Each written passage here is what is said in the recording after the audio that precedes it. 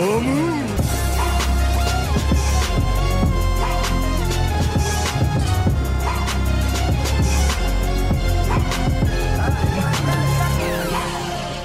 teman-teman kos-kosan, gimana kabar kalian? Baik-baik saja kan? Chapter 211 Jujutsu Kaisen akhirnya resmi dirilis di situs Manga Plus. Dan ya, ini adalah salah satu chapter terbaik Jujutsu Kaisen. Ada berbagai plot twist di balik plot twist yang menandakan kalau Gege Akutami adalah salah satu mangaka jenius yang mungkin bisa disejajarkan dengan Togashi. Karena di spoiler Abdiko sudah menjelaskan sedikit banyak alur cerita di chapter 211 ini. Jadi di video ini Abdikos hanya akan fokus ke pembahasan detail chapter 211 yang mungkin teman-teman lewatkan. Yuk langsung aja kita check out, check it bro.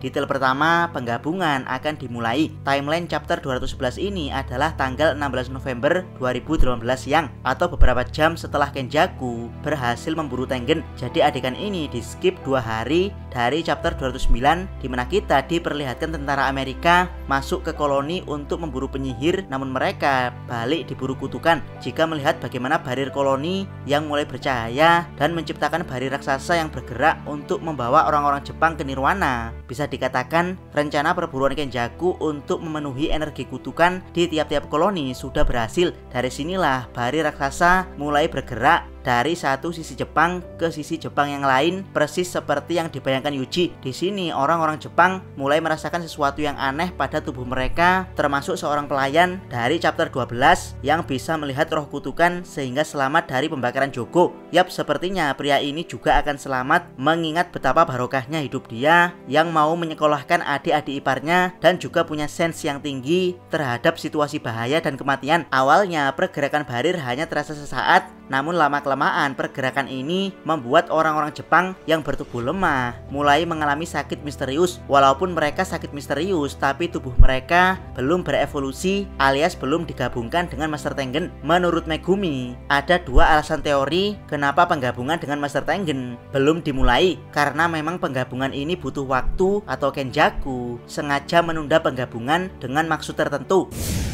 Detail kedua, peran penting Maki dan Angel. Di sini, Maki menunjukkan peran vital dia sebagai antivirus di Cooling Game. Setelah mendapat info dari Choso, dia diteleport uwi-uwi ke tempat Megumi untuk menjelaskan apa gerangan yang terjadi. Dan inilah pertama kali Yuji dan Megumi bertemu Maki kembali setelah beberapa hari. Yuji begitu terkejut karena Maki bisa mengatakan situasi gawat di Jepang dengan wajah yang sangat tenang. Sementara Megumi merasakan kalau Maki telah banyak berubah. Yap, baik Yuji atau Megumi tidak tahu kalau Maki telah menjadi dewa perang layaknya Toji yang membangkitkan kekuatan penuh batasan surgawinya. Di sini Maki menginfokan semua kekacauan yang terjadi di luar koloni dan diambil kesimpulan kalau sesuatu yang terjadi di luar koloni tidak bisa dirasakan di dalam koloni karena pelindung perisai dari Cooling Game. Selain Maki, Angel sepertinya juga akan diberi peran penting di Cooling Game selain peran dia sebagai kunci kebebasan Gojo Satoru tentunya. Yap, Angel ini sama seperti Maki sebagai antivirus yang bisa keluar masuk barir koloni. Bedanya Maki menggunakan batasan surgawi, sementara Angel dengan teknik kutukannya.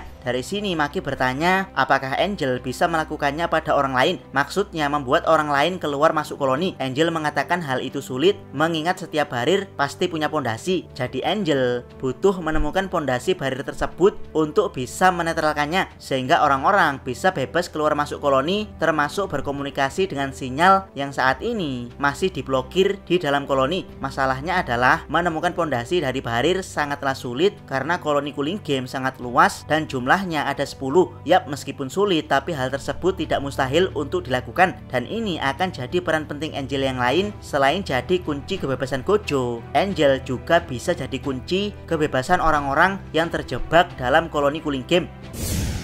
Detail ketiga, diskusi peraturan. Sebenarnya diskusi dialognya cukup panjang, tapi Abdikos akan sederhanakan. Setidaknya ada 4 peraturan. Peraturan pertama, mentransfer poin. Ini untuk mencegah pemain Cooling Game saling bunuh. Sudah ditambahkan oleh Higuruma Hiromi melalui perantara Yuji. Peraturan kedua dan ketiga sebenarnya agak berhubungan, yaitu keluar masuk koloni dan komunikasi dengan dunia luar. Saat ini dua peraturan tersebut bisa di-counter dengan batasan surgawi maki dan teknik teleport milik Uwi Uwi. Ya meskipun Uwi Uwi agak ngeluh sampai curhat ke Mei Mei karena kecapean, namun intinya peraturan kedua dan ketiga ini bisa di skip terlebih dahulu. Selain itu, di peraturan utama tidak ada larangan pemain cooling game untuk keluar masuk barir dan juga berkomunikasi dengan dunia luar, meski kenyataannya mereka memang tidak bisa. Jadi ini semacam peraturan tidak tertulis di cooling game alias fitur dari cooling game itu sendiri. Para penyihir khawatir kalau mereka akan tetap ditolak barir cooling game meski telah menambahkan peraturan keluar masuk koloni, karena pada dasarnya peraturan ini tidak tertulis alias fitur dari cooling game yang memang harus ada. Jadi apakah sia-sia menambahkan dua aturan tersebut? Jawabannya tidak tahu, karena ini hanyalah dugaan dari para penyihir. Yap, dari sini hanya tersisa peraturan keempat, yaitu mundur dari cooling game. Inilah peraturan yang akan ditambahkan oleh para penyihir.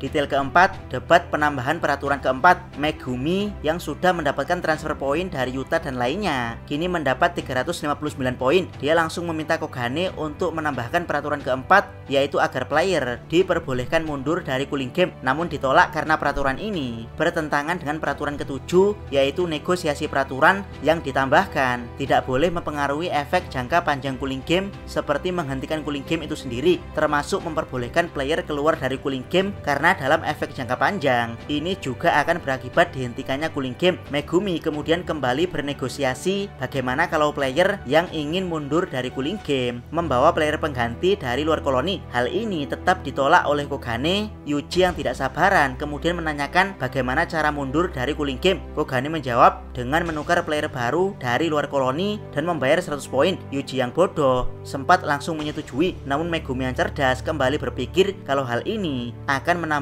kebrutalan pembunuhan, dimana untuk bisa mundur dari cooling game player harus membunuh minimal 20 penyihir dan menyiapkan player pengganti dari luar koloni. Yuji langsung terdiam dan berpikir ulang dengan kecerobohannya. Megumi sempat protes karena negosiasi dari Kogane ini juga akan mempengaruhi efek jangka panjang cooling game, dimana jika penyihir berlomba-lomba membunuh 20 penyihir demi bisa mundur dari cooling game, maka cooling game juga akan cepat berakhir. Namun Kogane tetap kekeh dengan negosiasi alias ini adalah tawaran net dari Kogane. Megumi pun mulai curiga kalau cooling game tidak akan berjalan sebagaimana mestinya jika peraturan keempat ini ditambahkan. Jadi Megumi langsung menyetujui peraturan keempat dan Kogane segera mengumumkannya ke seluruh player.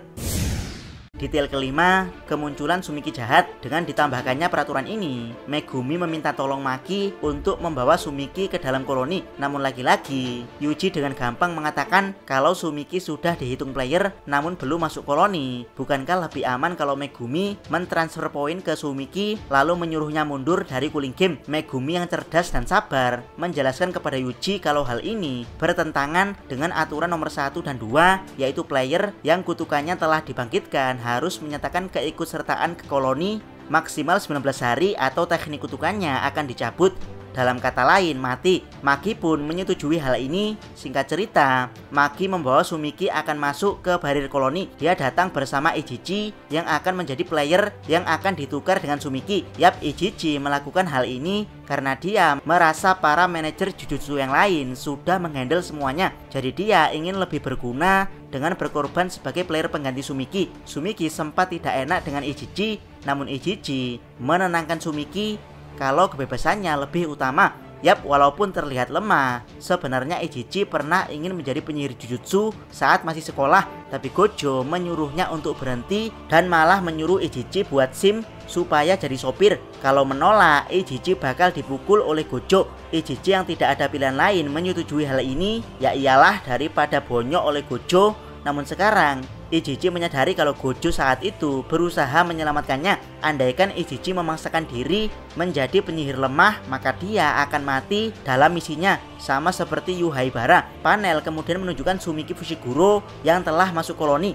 Ajaibnya, Sumiki masuk tepat di hadapan Megumi. Padahal sebelumnya ada Kurusuhana yang berjaga-jaga apabila Sumiki dijatuhkan dari udara saat masuk koloni layaknya Yuji. Kurusu yang diperkenalkan Yuji merasa bangga karena dia akan mendapat perhatian calon kakak ipar. Kogane kemudian langsung menawari Sumiki yang telah mendapat transfer 100 poin untuk keluar dari Cooling Game. Namun Sumiki malah menggunakan 100 poin tersebut untuk menambahkan peraturan yang belum diketahui efeknya, yaitu bebas keluar masuk koloni.